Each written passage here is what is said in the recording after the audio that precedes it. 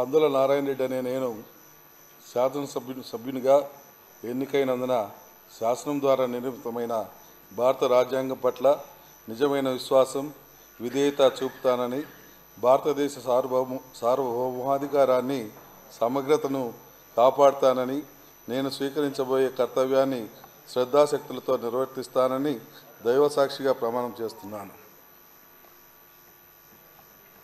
ఆంధ్రప్రదేశ్ శాసనసభ సభ్యుడినైన కందుల నారాయణ రెడ్డి అనే నేను సభ నియమాలకు కట్టుబడి ఉంటానని, వాటిని అనుసరిస్తానని, సభా మర్యాదలను పాటిస్తానని, సాంప్రదాయాలను గౌరవిస్తానని దైవసాక్షిగా ప్రమాణం చేస్తున్నాను.